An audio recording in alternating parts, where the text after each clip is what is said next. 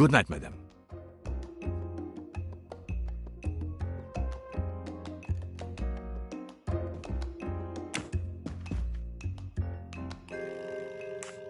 The American lady? Yes, don't worry. You'll know how Mrs. Hubbard is. Imagine to yourself the time I have had with her. She insists, but insists, that there is a man in her compartment. Just imagine it, monsieur. In a space of this size, where would he conceal himself? I argue with her. I point out that it is impossible. She insists. She woke up and there was a man there. And how, I ask, did he get out? And leave the door bolted behind him? But she will not listen to reason. That one does not leave time to listen. The train has stopped, Mr. Michel? We have run into a snowdrift. Heaven knows how long we shall be here. I remember once being snowed in for 7 days. Where are we? Between Winkowski and Brod. Oh la la. It's time for me to go back to bed. I wish you a good night, monsieur. Or what is left of it.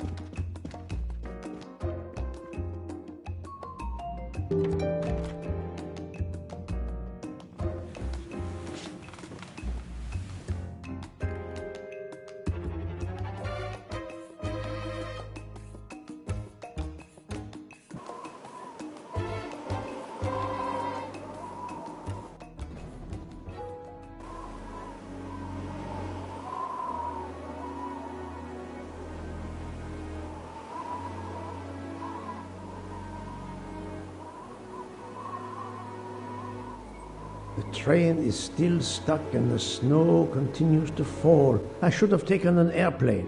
Well, I must make the best of it and join the other passengers for breakfast. The train still hasn't left.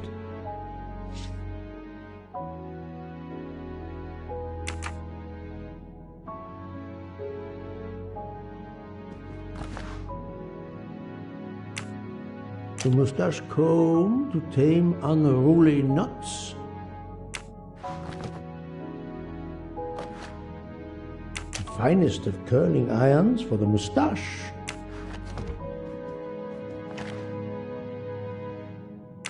Wax to preserve the perfect symmetry of the mustache.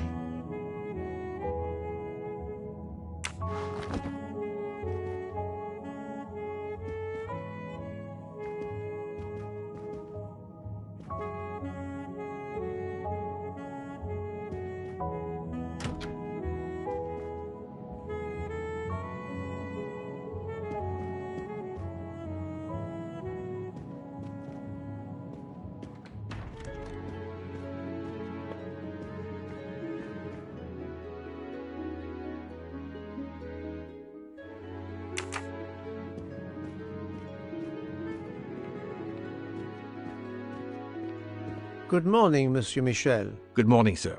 Please enjoy our special breakfast in our restaurant.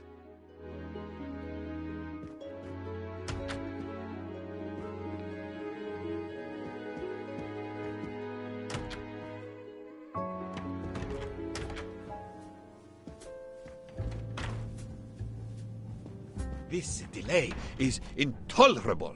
I am supposed to be demonstrating the Firenze in Paris in 2 days. Ah, your electric car. Yes, that's bad luck. Bad luck? If I miss that demonstration, I'll be in deep trouble. Just text your people in Paris and warn them. Of course I tried that, but there is no network service in these mountains. My daughter said it would be the easiest way in the world. Just sit on the train until I got to Paris. And now we may be here for days, and my boat sails the day after tomorrow. How am I going to catch it now? I can't even send an email to cancel it. I'm just too mad to talk about it. My colleagues were to meet me in Paris. They will wonder what has happened to me. I can get no words to them. What will they think? We have refugees to help.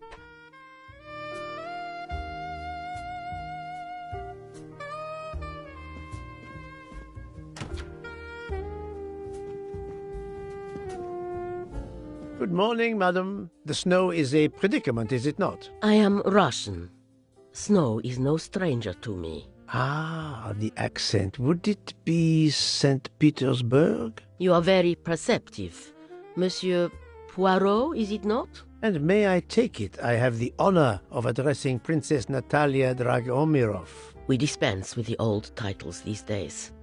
My husband, all of my past, was taken from me by these Stalinists. When they were gone, I became director of the St. Petersburg Museum of Antiquities to restore and preserve what I can of my country's history. Still, the delay must be vexing. If I must be late for my appointments, then they will wait. I know that I would certainly wait, madame. It has been my extreme pleasure to make your acquaintance, madame. Au revoir, Monsieur Poirot.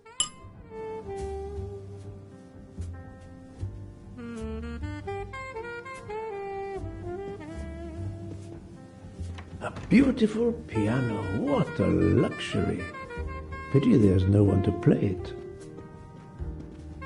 Mademoiselle, you are not concerned about the train stopping? What can one do? Indeed, this does not make the train move. You have great strength to remain calm at a time like this. I know one far, far stronger than I. And that is? Well, that old lady, for instance. You have probably noticed her. She just has to lift her little finger and ask for something in a polite voice, and the whole train runs.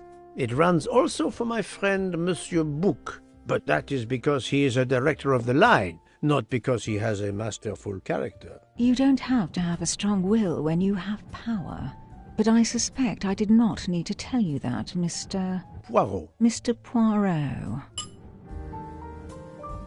Good morning, Mr. Fauchet. You have early customers, I see. Yes, I am stuck serving here as well at breakfast. Everyone is impatient. They keep complaining that the train is not moving. As if I could get out and push it. It's too early for me to order a boxcar. That is the appropriate drink, I believe. A gin, triple sec, lemon and grenadine mix. A drink for a train indeed. But not perhaps for my breakfast. I think I will settle for an omelette. Good luck, sir. Miss Nielsen is helping to serve in the dining car.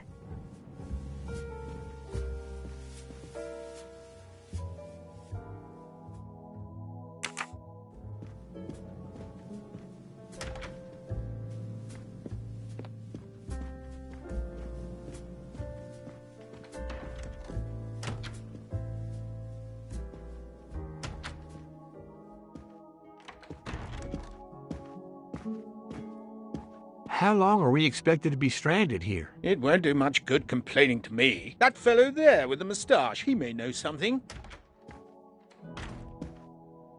Excusez-moi, sir. Yes? Monsieur Bouc asks for you to join him in compartment 203.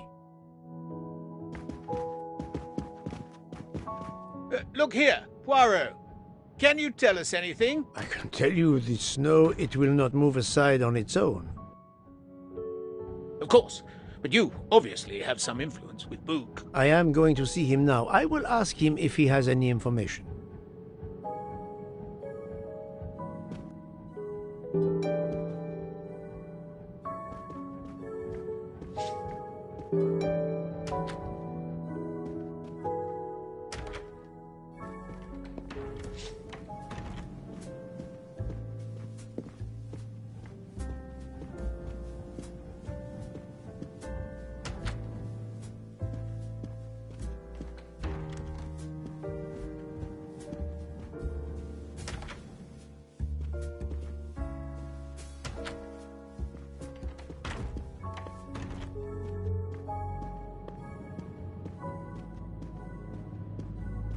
Ah, my good friend, come in. We have need of you.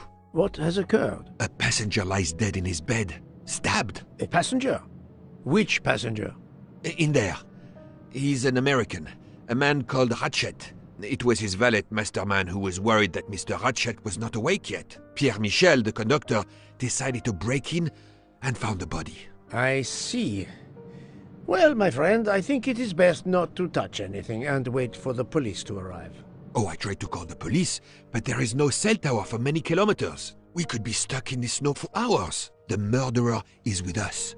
On the train, now! The sooner we catch him, the sooner we'll be out of danger. Dr. Constantine is already examining the body. Mon ami, this is not a missing train ticket. We must follow procedure. We must wait for the police to secure the crime scene. Please, Poirot. I will take full responsibility. Book, you ask. Well, if we cannot contact the outside world, then... Oh, you are going to drive me crazy. In truth, this problem intrigues me. I was reflecting not half an hour ago that many hours of boredom lay ahead whilst we are stuck here. And now, a problem lies ready to my hand. You accept, then? C'est entendu. You place the matter in my hands.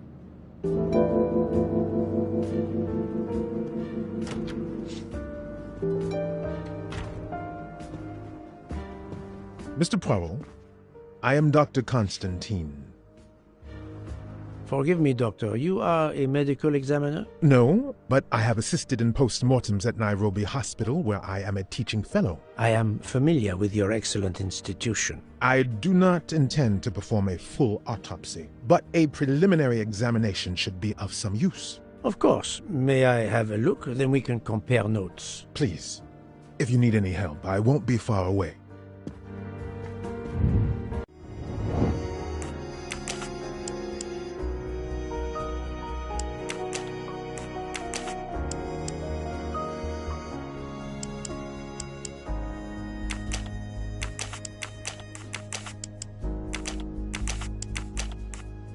I do not think that's the right answer.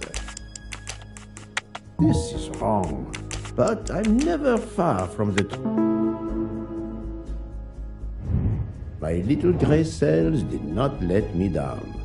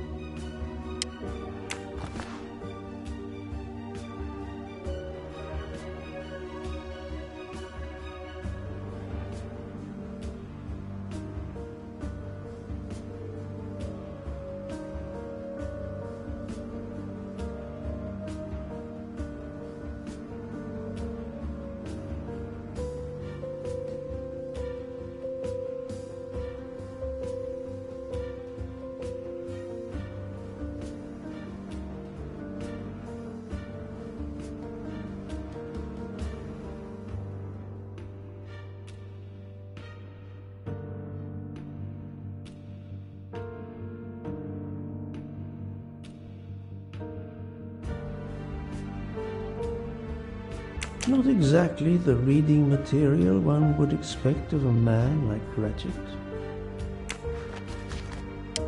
Expensive clothing, recently laundered.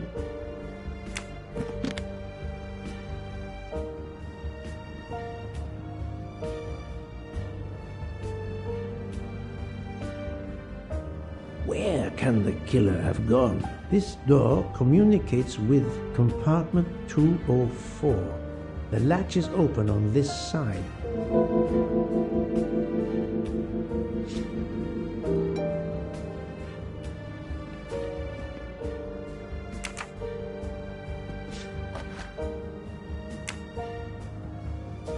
A box of sleeping pills. I'll take photos.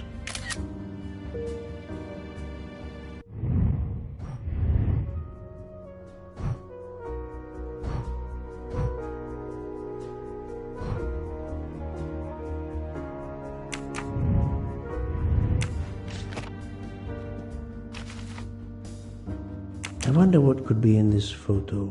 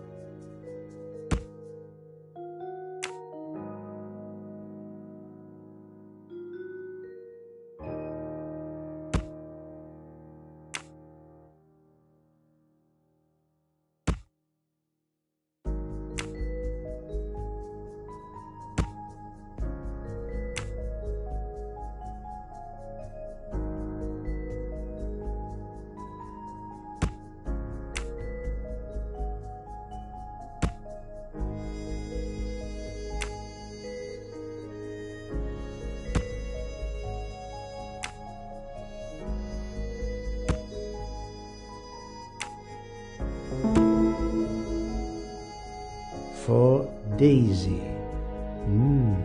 Interesting. Et voilà.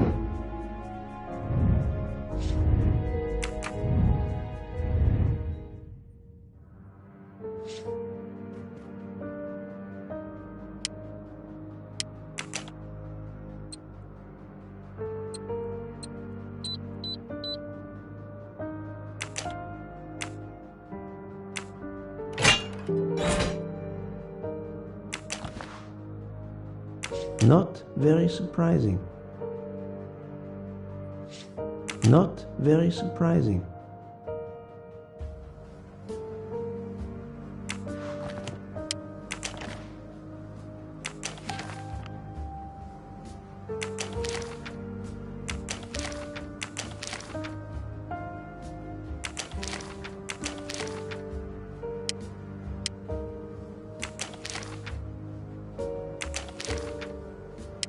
Ratchet had an appointment he will never keep. I'll take photos. A meeting place on the back of a postcard. Someone with the initials A.W.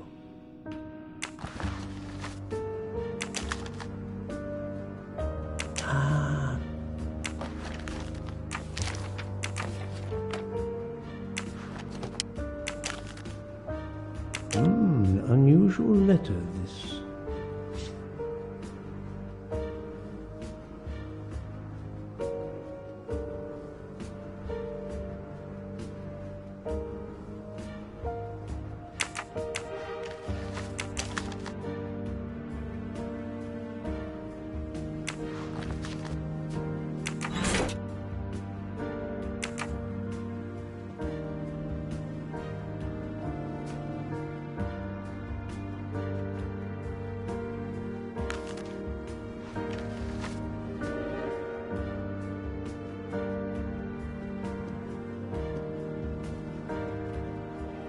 The chain lock is broken. Monsieur Michel told me that he broke the chain on the door to get into the room.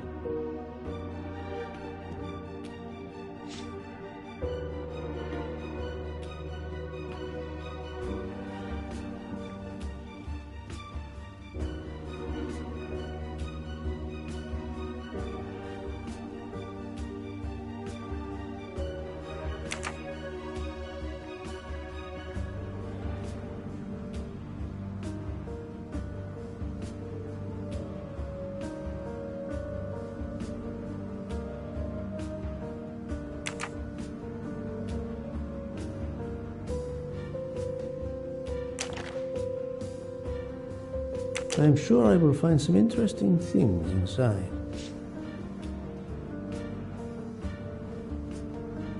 I'm sure I will find some interesting things.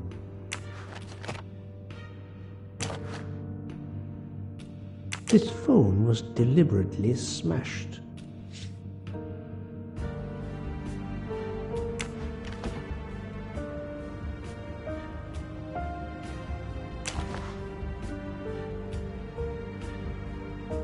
Did it belong to Ratchet?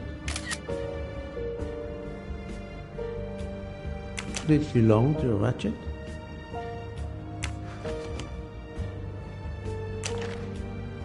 A handkerchief. There's a letter H embroidered on it.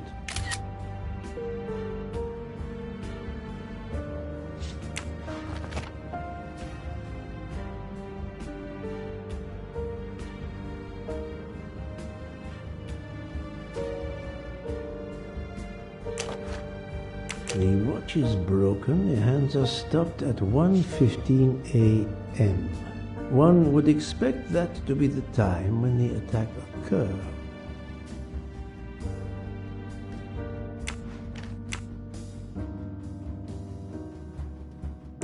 As you see, the victim has been stabbed many times. Several alone would have been fatal. Yes, I agree. An attack most savage. I will, of course, prepare a complete report on my findings. Thank you.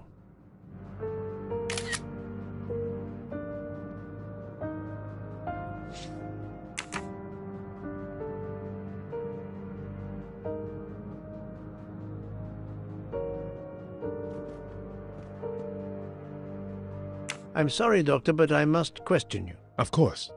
I must be considered under suspicion like everyone else. May I know your movements last night? I share compartment 101 with Mr. Booth.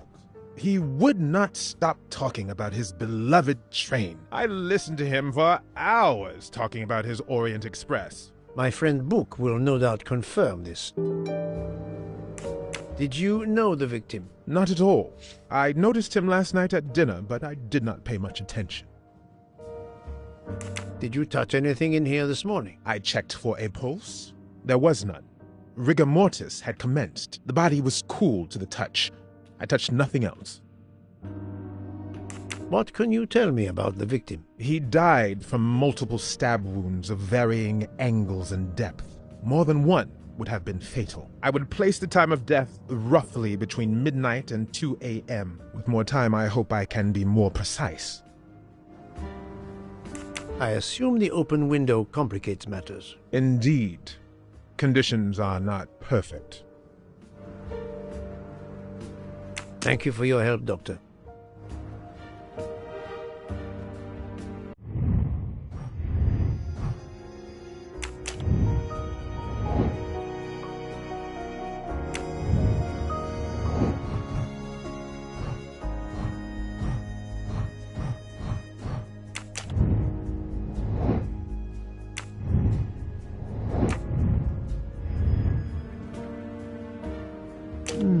The snow is falling only lightly this morning. The murderer would have left tracks in the snow if he had jumped out the window.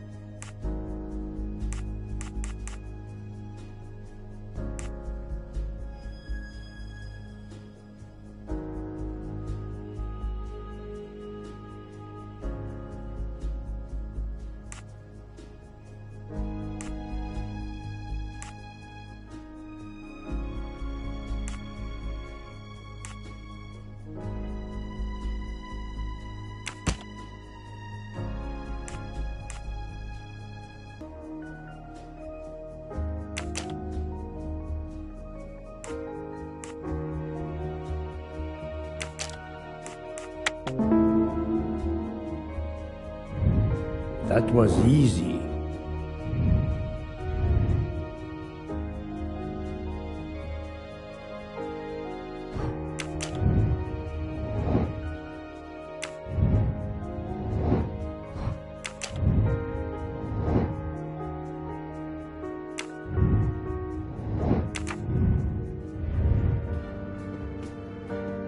I shouldn't leave until I have finished inspecting the crime scene.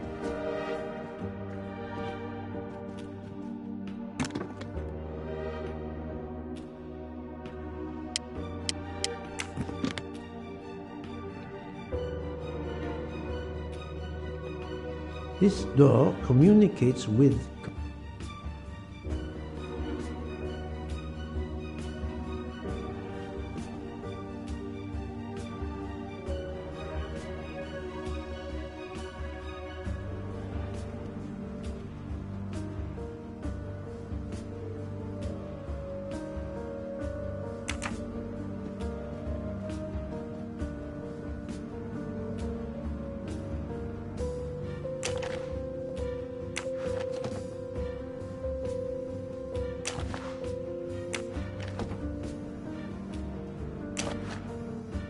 Last night, Monsieur Ratchet said he takes precautions. precautions. I see now what he meant. He knew he was in danger and wanted to be ready, yet it was no use to him. I will leave it here for the police.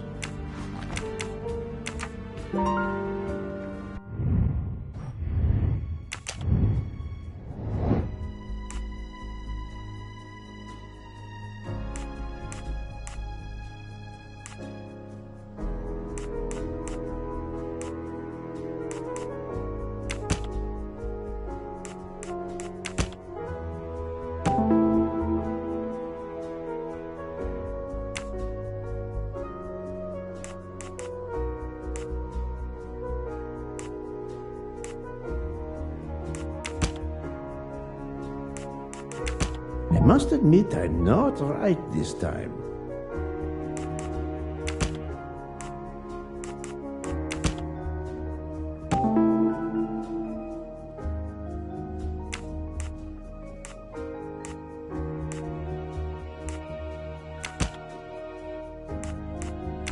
This is wrong.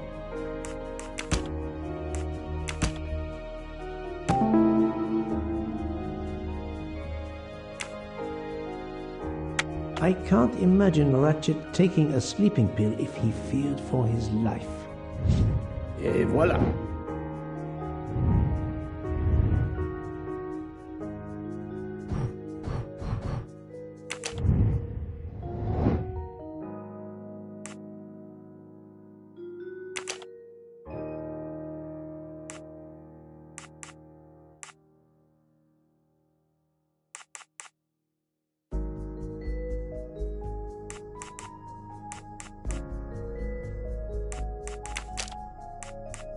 No, not good.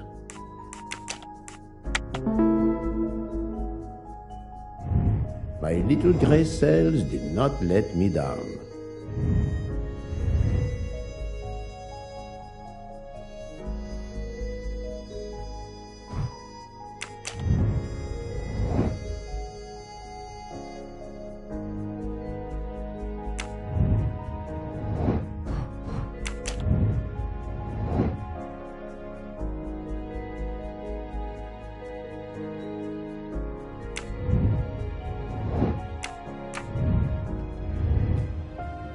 I think I've seen everything I need at the moment. I am counting on you to finish your analysis. I'll have a more detailed report for you as soon as I can.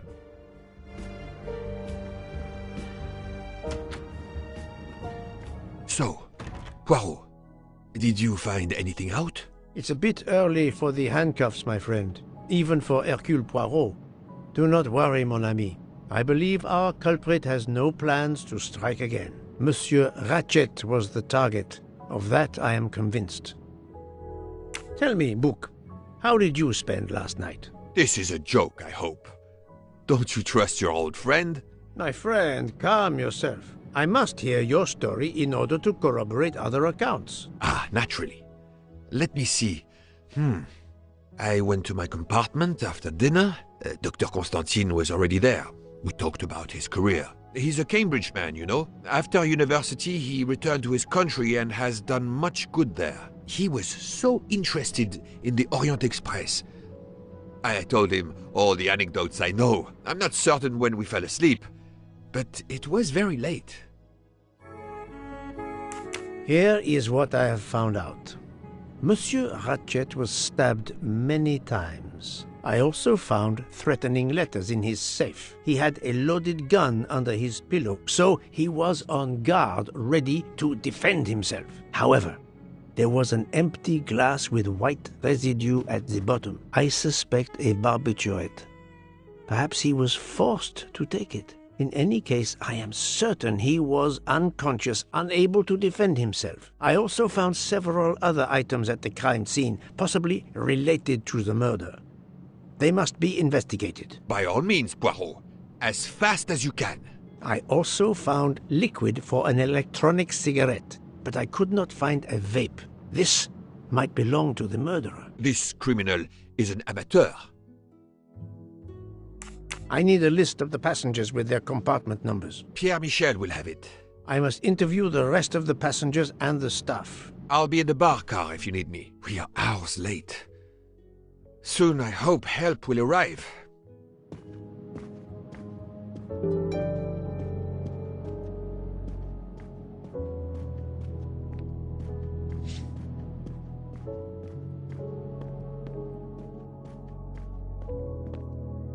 Monsieur Michel, I must ask you a few questions if you don't mind. I will do everything I can to help. First of all, tell me about yourself. Very well.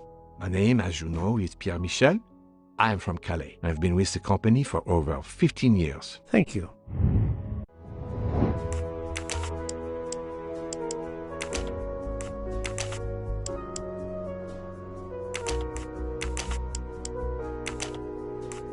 This is wrong. I do not...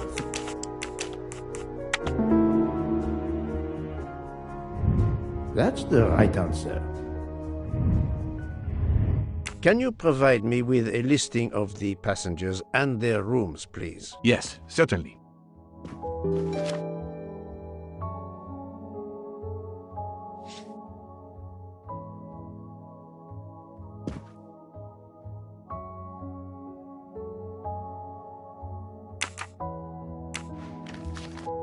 Are you a smoker? Indeed. Do you smoke e-cigarettes? No, tobacco only. I would like to reconstruct with your help the events of last night. Monsieur Ratchet retired to bed. When? Almost immediately after dinner, sir. Actually, before we left Belgrade. Did anybody go into his compartment after that? His valet, monsieur. Monsieur Masterman, and then his secretary, the young American gentleman, Monsieur McQueen. And that is the last time you saw or heard of him? No, monsieur. You forget that Monsieur Ratchet rang his bell around 12:40 a.m., soon after we had stopped. I knocked at the door, but he called out in French, "Ce n'est rien, je me suis trompé." I then left to answer another bell that had just rung. Where were you at 1:15 a.m.? I was sitting on my little seat at the end of the car, facing up the corridor. Are you sure? I left a little after 1 a.m. to speak about the snow with my colleague Jean in the bar car. I came back later. There was a call. I remember speaking to you. Indeed, I remember. Carry on. It was the American lady, Madame Hubbard. She thought she saw a man in her compartment. Then, around 1:50 a.m., I made the bed for Monsieur Ratchet's secretary, Monsieur McQueen. He had spent the evening talking with the English Captain Arbuthnot. At 2 a.m., I returned to my place and stayed there until dawn. What is the last station where we stopped? Vinkovsky. Could someone have come on board? Possibly. I was very busy. Owing to the weather, we were a few minutes late. We left at 12:10 a.m.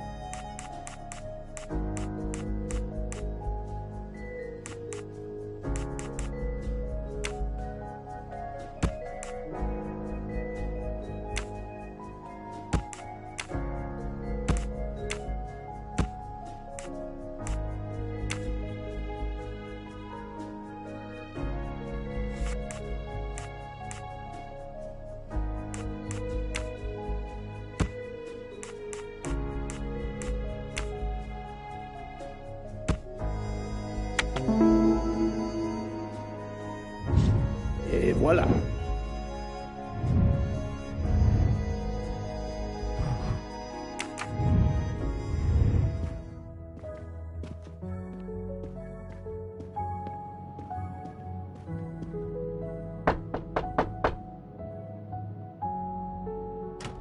Good morning, madam. I am Hercule Poirot. Caroline Hubbard.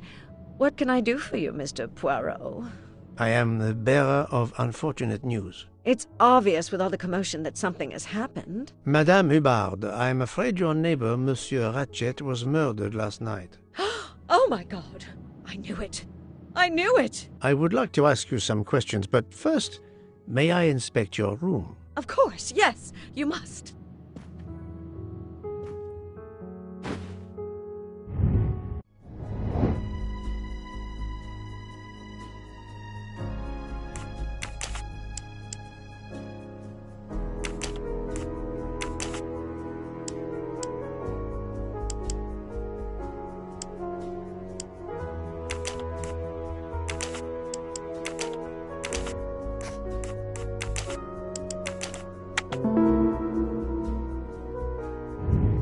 That was easy.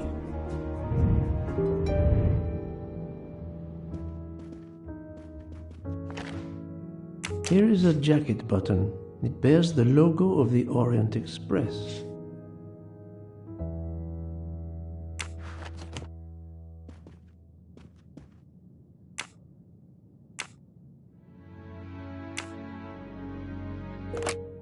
This door connects to Monsieur Ratchet's compartment. It was latched on this side. The luxury of the Orient Express is present in every detail.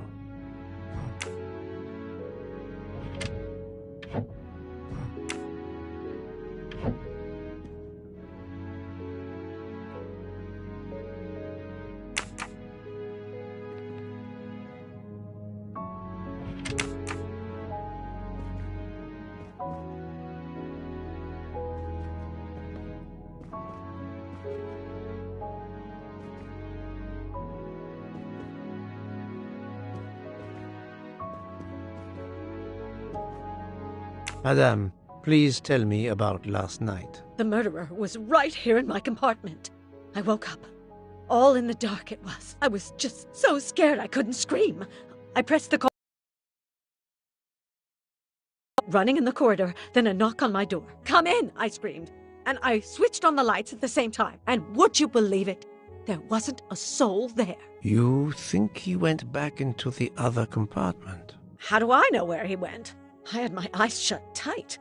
The conductor came in. I told the man what had happened, and he didn't seem to believe me. I asked him to search the room, but he found nothing. I told the conductor to look at the door between the compartments, and sure enough, it wasn't bolted.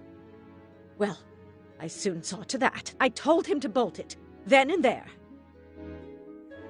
How is it you didn't bolt the door between the two compartments? But I had. Well, as a matter of fact, I asked that Swedish lady, Olsen, Greta, if it was bolted, and she said it was. How was it you could not see for yourself? I was already in bed, and my toiletry bag was hanging on the hook of the door. I couldn't see the latch from where I was. What time was it when you asked her to do this for you? Oh, it must have been around 10:30 or 10:45 p.m. She'd come along to see if I had an aspirin. But instead of opening my door, she opened Mr. Ratchet's door by mistake. He said something quite rude, like, "Not a chance, lady, you're too old." It shocked her. She came in. I told her where to find the aspirin, and she got it out of my toiletry bag. Poor girl, she didn't have a good night. The same could be said for Monsieur Ratchet. It appears Mademoiselle Olsen may be the last person to see Ratchet alive.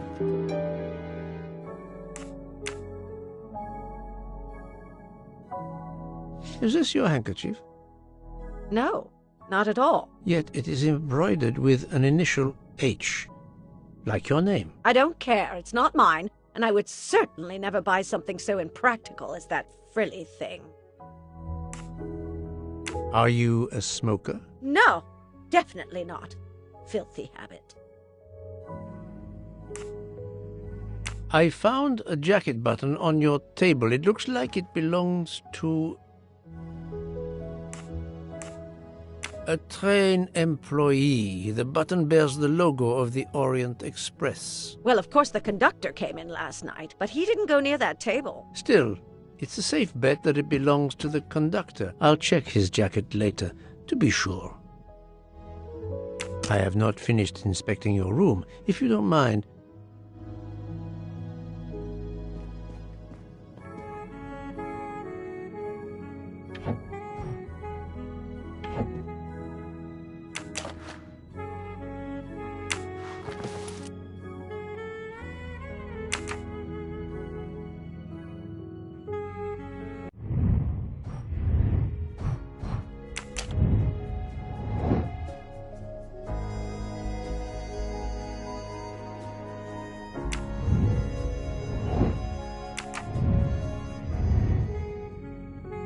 Let's see if Mrs. Hubbard was telling the truth about the latch of the connecting door.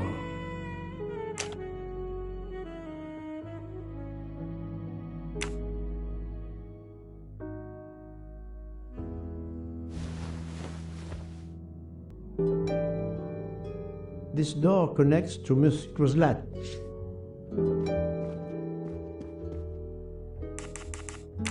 Mrs. Hubbard, you told me that the door connecting the two compartments was closed, correct? Yes, it was, as I told you. I was already in bed and my toiletry bag was hanging on the hook of the door. I couldn't see the latch from where I was. That's why I asked Miss Olsen to check if it was closed.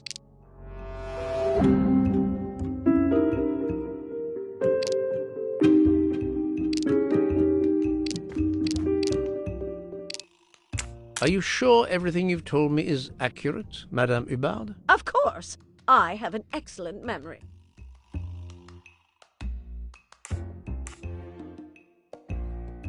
Mrs. Hubbard, I tested putting your toiletry bag on the door hook as you told me. From your bed, you can easily see the latch on the door. The toiletry bag does not hide the latch at all. Are you saying I'm lying?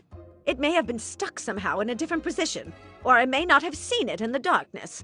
Or I didn't think to look, you irritating man. Details matter, madame. A man has been most savagely murdered. You will excuse me if I attempt to separate the truth from the false. Forget my toiletry bag and focus on who entered my compartment. Probably after killing Mr. Ratchet. Madame Hubbard is a force to be reckoned with, but I suspect I'm not done with her.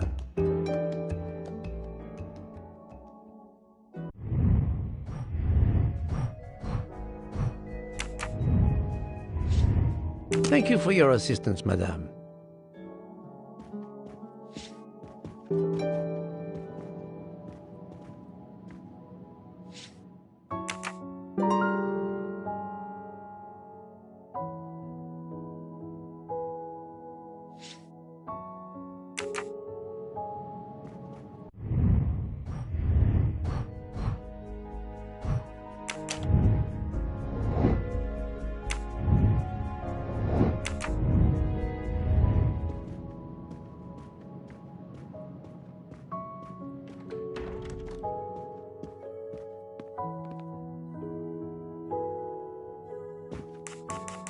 I found a button from an Orient Express staff jacket. Did you lose one by any chance? No, monsieur.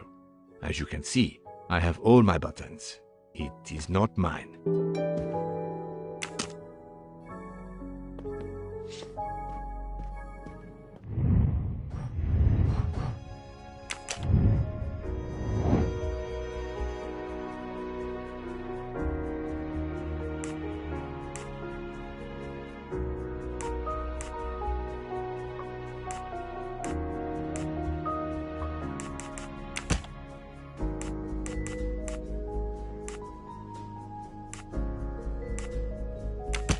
No, not good.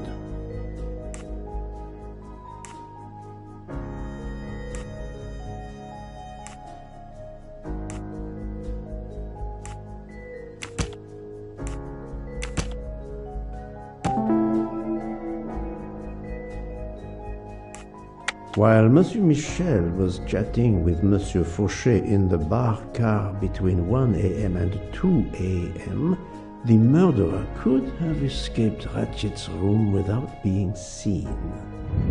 My little gray cells did not let me down.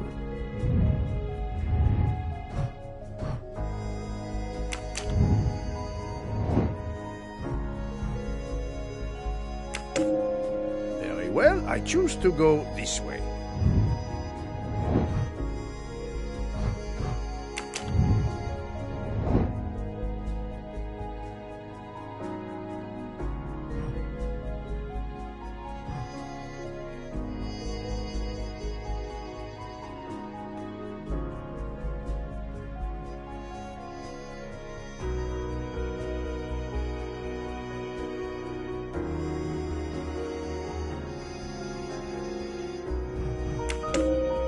This is the most likely answer.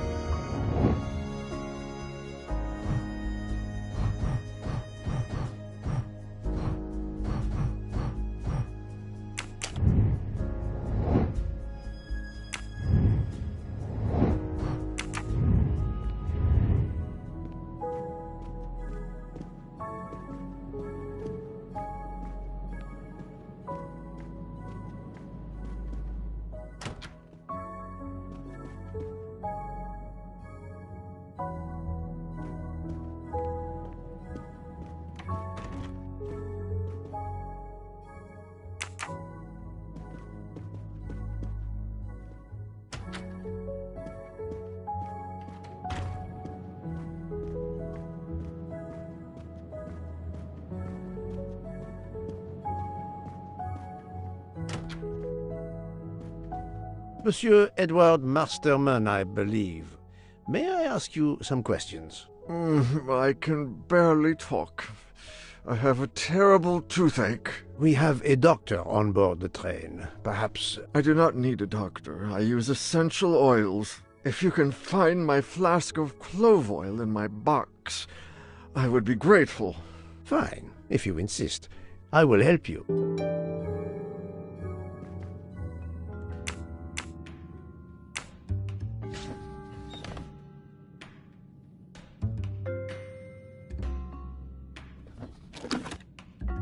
By the smell, I think that the jojoba oil spilled on the other bottles, leaving their labels illegible. I must find another way to find which one is Masterman's toothache remedy.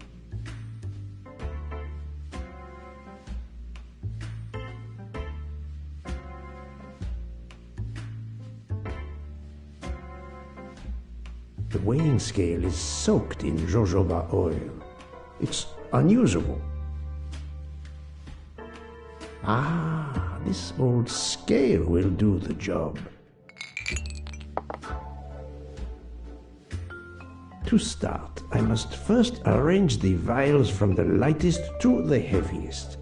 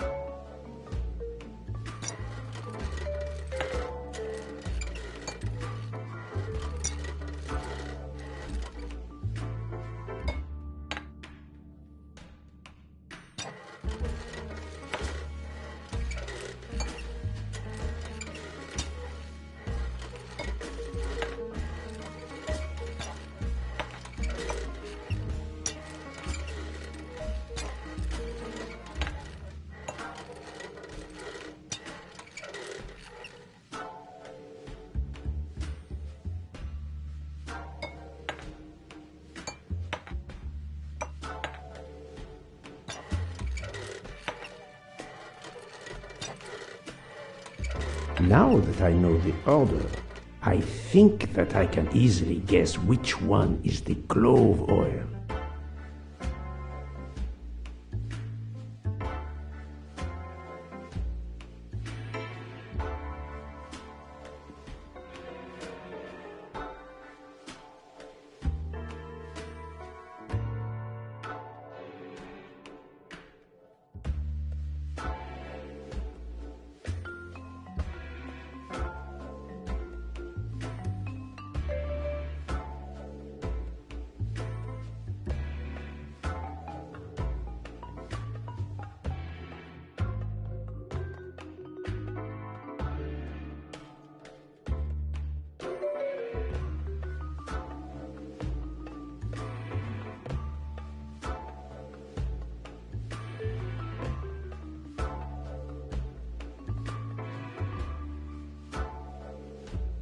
Here is Monsieur Masterman's remedy.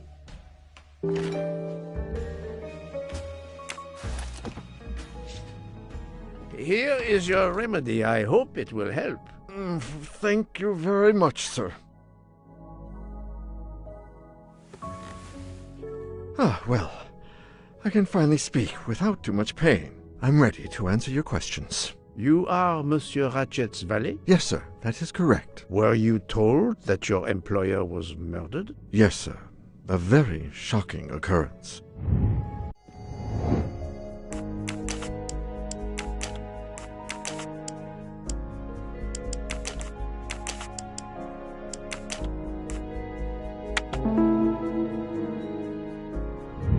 That's the right answer. At what hour did you last see Monsieur Ratchet? It must have been around 9 p.m., sir. That or a little after. I went to bed around 10:30 p.m., same as the person who shares my room, Mr. Foscarelli. He almost immediately began snoring. What did you do then? I read, sir, and I spent a while soothing my toothache with clove oil and listening to the snoring. Did you hear anything during the night? Yes, my roommate's snoring. Are you a smoker? Yes, sir. I have a cigarette now and then to relax. Tell me about your employer, Monsieur Ratchet. I've been working for him for 9 months. I should not wish to speak ill of the dead, but he was not a gentleman, sir. Did you know that he had enemies? Yes, sir. I heard him discussing some threatening letters, sir, with Mr. McQueen. Did he mention these letters to you? He had been reading a letter when I came in. He asked me if I was the one who put it in his compartment. I told him that I had done no such thing, and he should report it to the police at the next station. How did he respond? He laughed, sir. You're joking. I do not joke, sir. Forgive me, I can see you do not. Was he taking sleeping pills? Always when traveling by train, sir. He said he couldn't sleep otherwise. Last night he asked me to give him 2.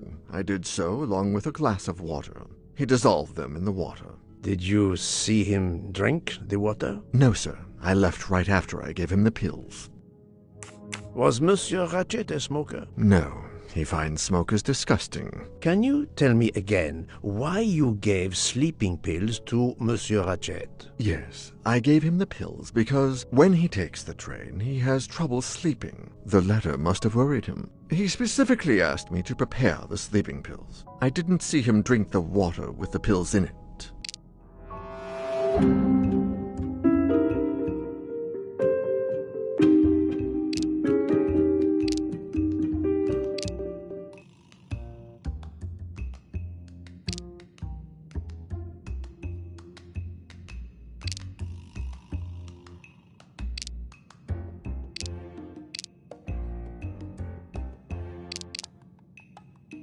Monsieur, I believe you are not telling me the truth. What? How can you say that?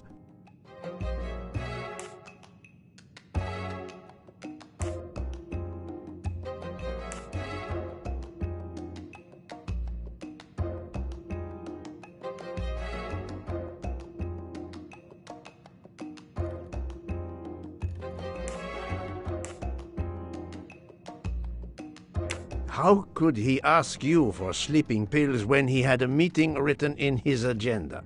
I am very sure he had no meeting planned for the middle of last night. Masterman is right.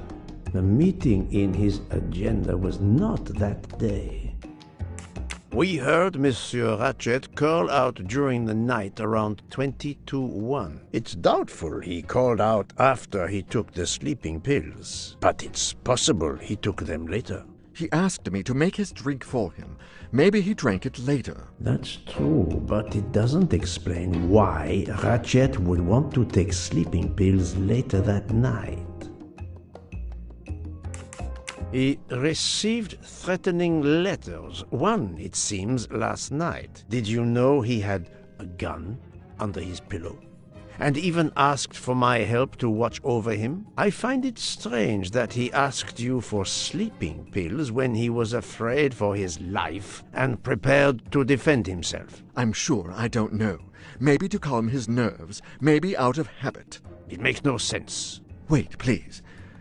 Isn't it possible that Mr. Ratchet asked me to prepare the pills, but didn't plan to drink them for some reason? It is possible.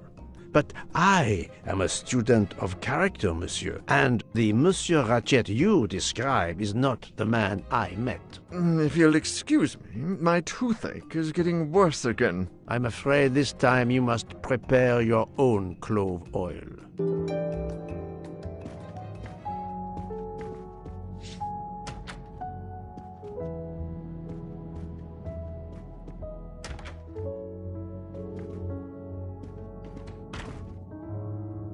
I believe I am addressing Monsieur Hector McQueen. Guilty as charged. I beg your pardon? Oh, sorry. Just an expression. My father used to say it. You must have had an interesting childhood. I am Hercule Poirot. No need to be modest. You're a detective. You are Monsieur Ratchet's secretary? I am Mr. Ratchet's secretary. Just over a year. I mainly take care of translating certain texts for him. Mr. Ratchet only speaks English. Prepare yourself for a shock. Your employer, Monsieur Ratchet, is dead. So they got him after all. What do you mean?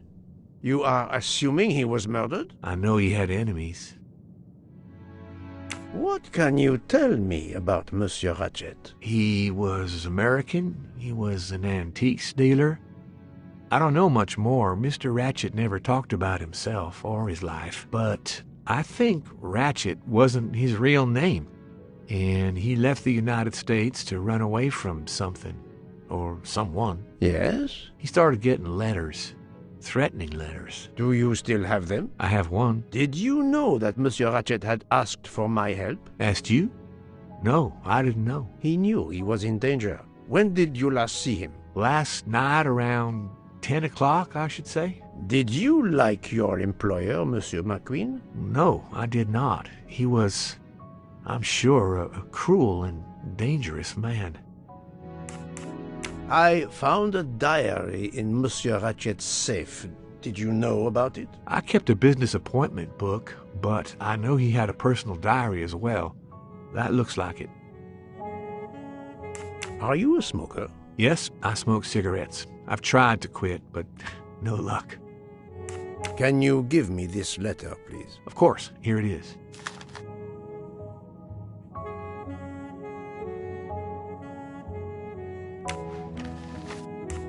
Was Monsieur Ratchet a smoker? No, he hated the smell of smoke.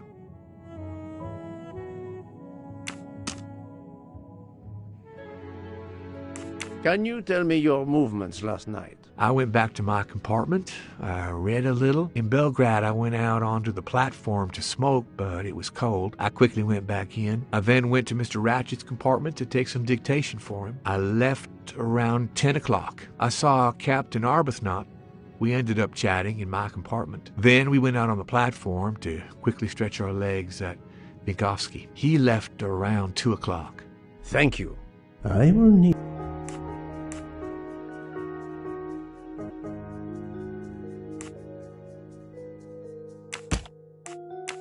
I must admit I'm not right.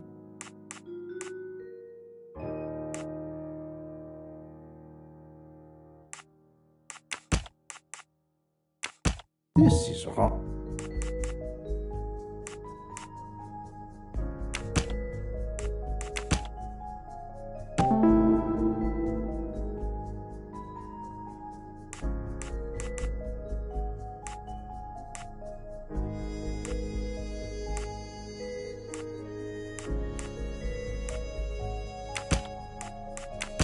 Think, Poirot. That is not a good answer.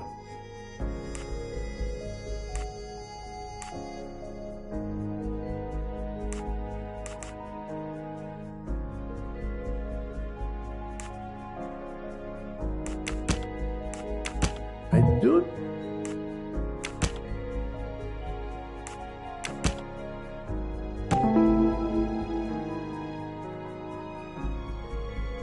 The murderer may have impersonated Ratchet by calling Monsieur Michel to make it seem that Ratchet was still alive at 12:37 a.m.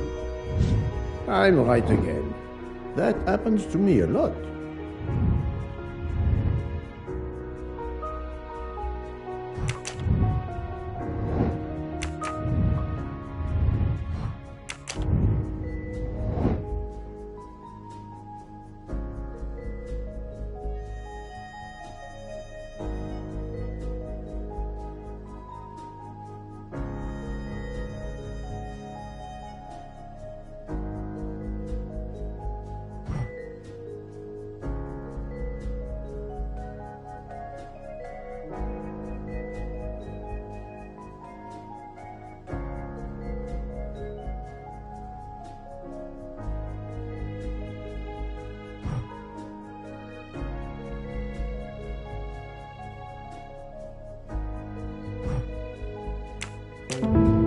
That was easy.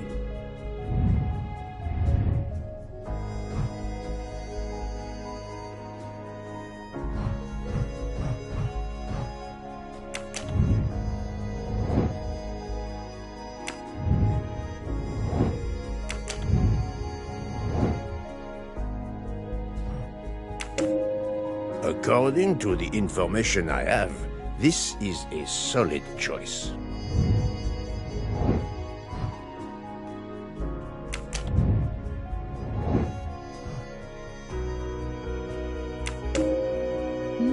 This direction looks promising.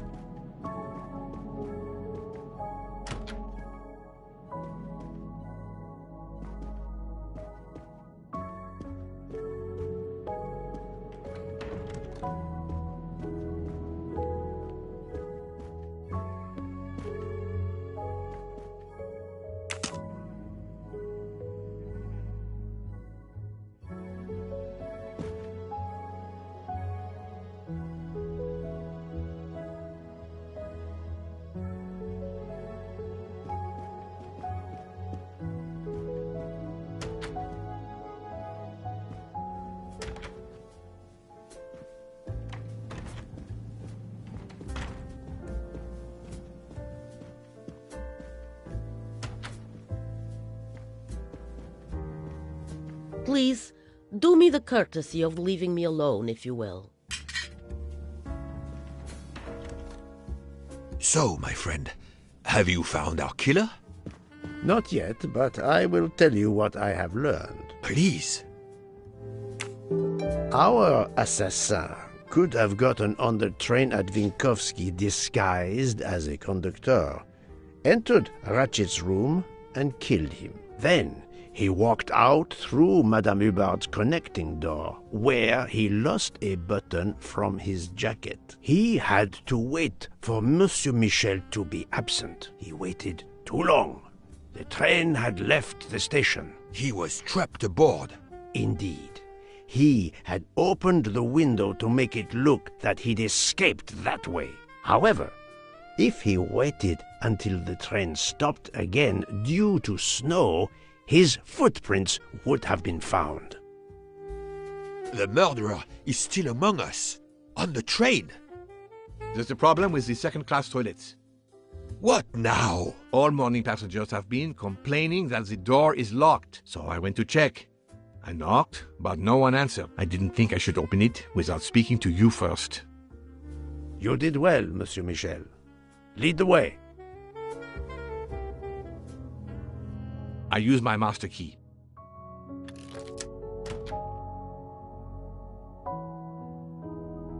But who is she? Is she alive? She is breathing. Then if she isn't dead, isn't she our murderer? That, my friend, is what we must find out.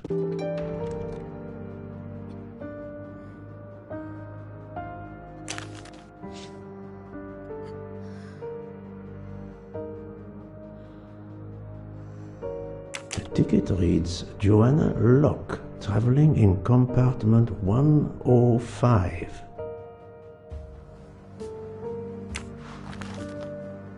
Miss, can you hear me?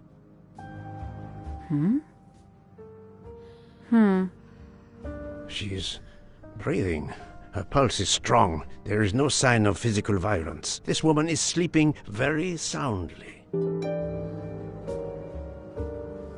This woman is sound asleep. Given her location, I would say she has been drugged and deposited here. Well, at least it's not another murder on my train. The train is, of course, full. Monsieur, the list I gave you indicates that Hildegard Schmidt shares her compartment. I will want to talk to her later. For now, we will concentrate on this mysterious young lady. Let's return her to her more comfortable bed. Good idea. Pierre, locate this woman's room and fetch the doctor. Yes, sir. I will question her when she wakes up. Please, let me know what you learn. Mademoiselle Locke's compartment is 105. I suggest we return her to her more comfortable bed. Yes, hopefully she will awaken soon.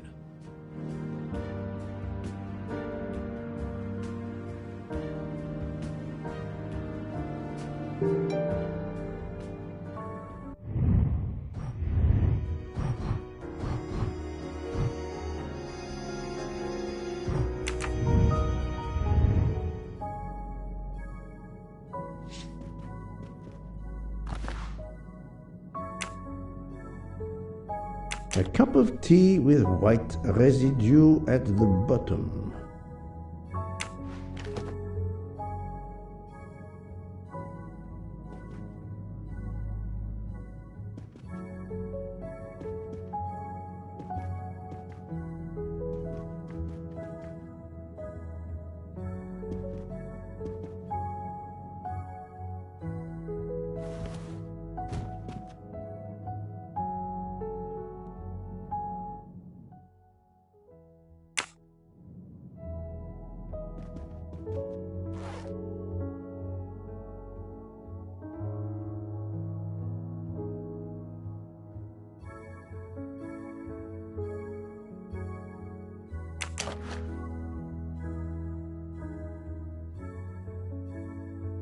A briefcase and a wagon-lee conductor's jacket, and the button is missing.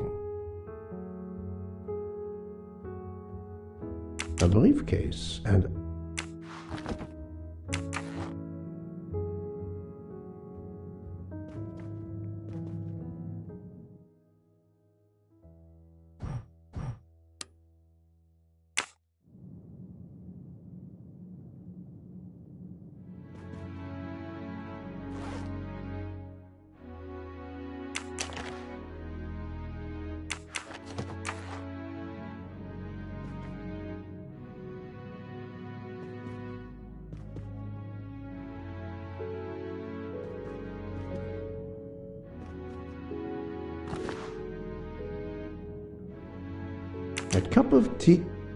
a cup of tea with white residue.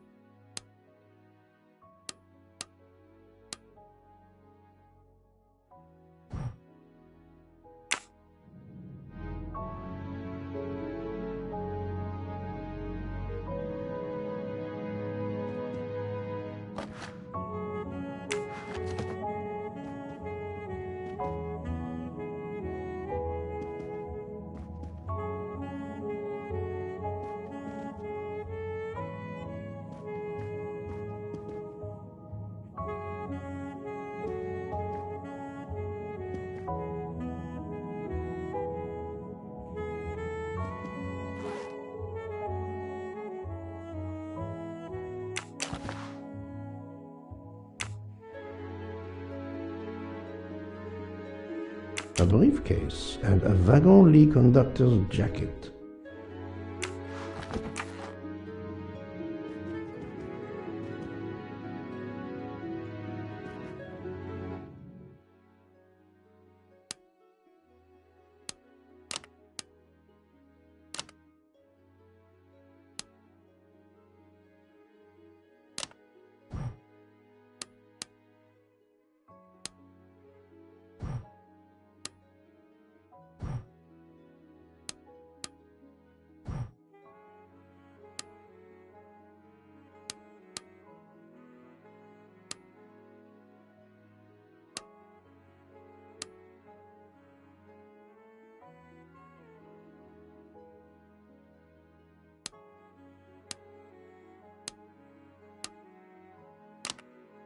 Have you tried 1, 2, 3, 4? We really need to find the combination. If you need a break, I can ask Jean to make you some coffee. So, Poirot, any luck so far? Have you tried 0000? No, that's mine. I never remember my passwords, so I make them easy ones. But of course you know what you're doing. It is booby-trapped, is it? Poirot, I'm disappointed in you. I was certain you would have it by now. Poirot, what if the briefcase is booby-trapped? If you need a break, I can ask Jean to make you some coffee. Poirot, what if the briefcase is booby-trapped? But of course you know what you're doing. It is booby-trapped, is it? So, Poirot, any luck so far?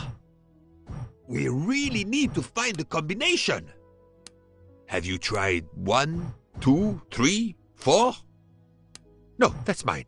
I never remember my passwords, so I make them easy ones. This is booby-trapped. Poirot, I'm disappointed in you. I was certain you would have it by now.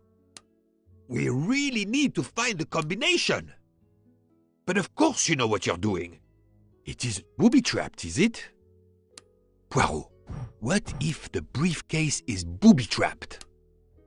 Have you tried 1, 2, 3, 4? But of course you know what you're doing. It is booby-trapped, is it? If you need a break, I can ask Jean to make you some coffee. So, Poirot, any luck so far? Have you tried 0000? No, that's mine. I never remember my passwords, so I make them easy ones. We really need to find the combination.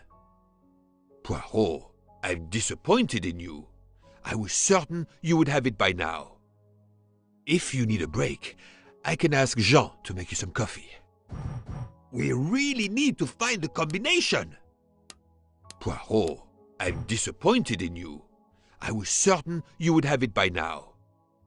Have you tried 1, 2, 3, 4? So, Poirot, any luck so far? Have you tried 0000? Poirot, what if the briefcase is booby-trapped? But of course you know what you're doing. It is booby-trapped, is it? No, that's mine. I never remember my passwords, so I make them easy ones. We really need to find the combination. No, that's mine. I never remember my passwords, so I make them easy ones. Poirot, I'm disappointed in you. I was certain you would have it by now. If you need a break, I can ask Jean to make you some coffee. Have you tried 0000? Have you tried 1, 2, 3, 4? But of course you know what you're doing.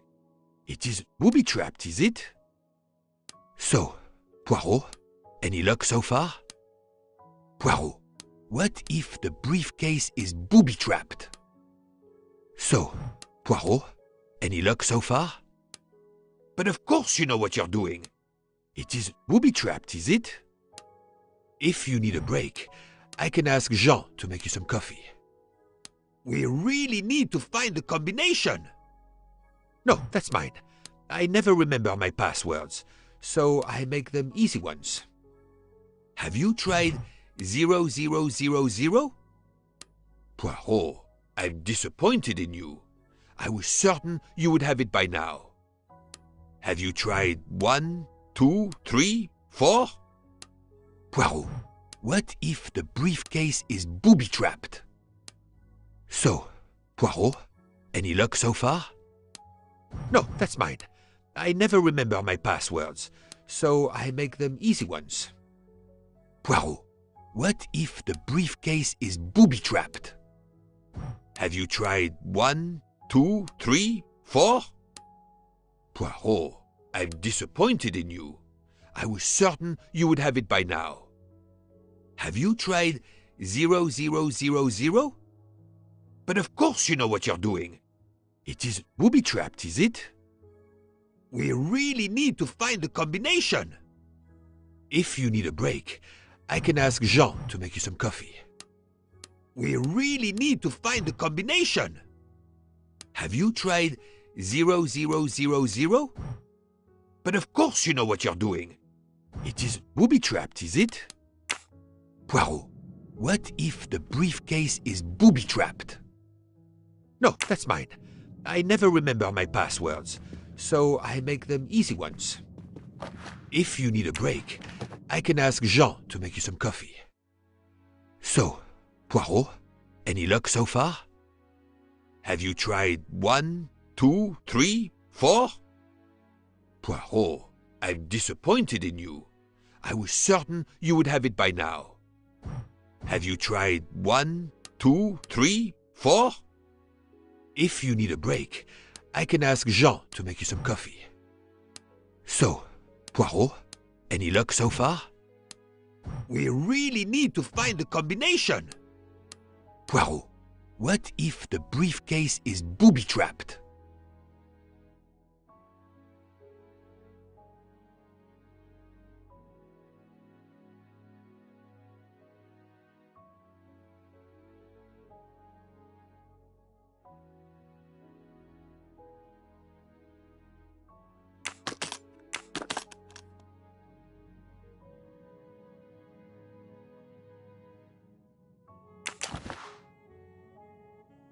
She has a gun. Come, Poirot.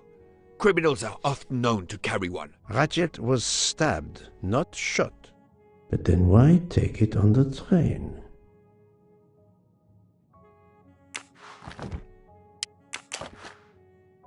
This badge says that Joanna Locke is an American detective with the Berkshire Police Department in Massachusetts. An American police officer? Oh.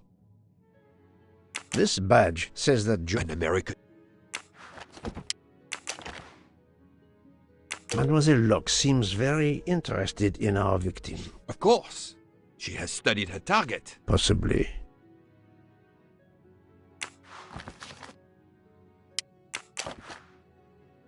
Her driver's license confirms her identity. She is American. These are fake IDs. It's certain. Her driver's license... These are fake... The stuffed animal is the same as in the photo found at the crime scene. What a coincidence. Mademoiselle Locke appears to have been investigating Monsieur Ratchet. Look, she's waking up. Thanks to you, I would not be surprised if our murder victim were also waking up. What?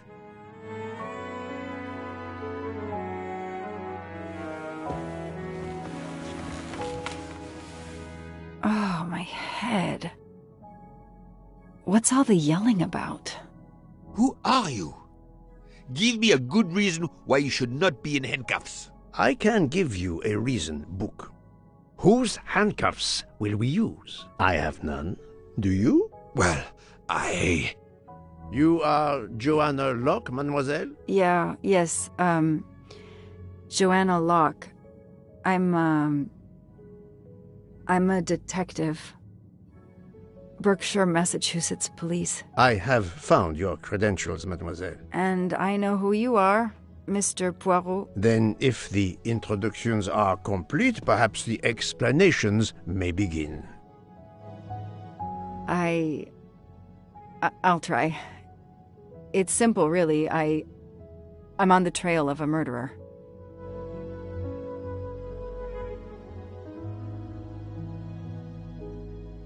I had just been promoted to detective after 5 years on patrol. It was my first time on a major case. It had been a month since Daisy Armstrong was kidnapped. The Armstrongs were desperate for some sign of hope. I was there only for paperwork, to fill in some blanks.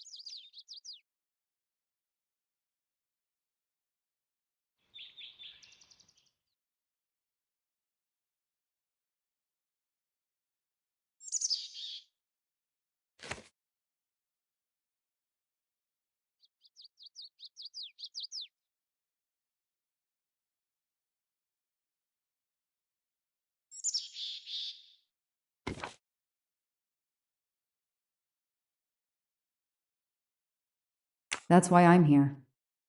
A damn computer glitch. Or somebody pushed delete instead of save. Whatever. That's why I'm here. That's why I'm here.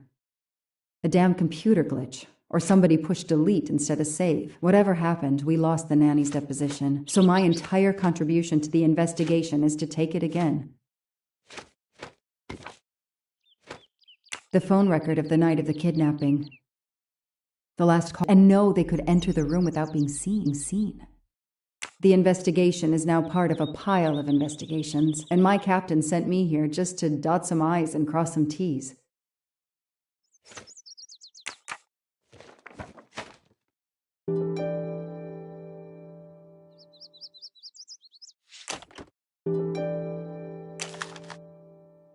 A topographical map, often more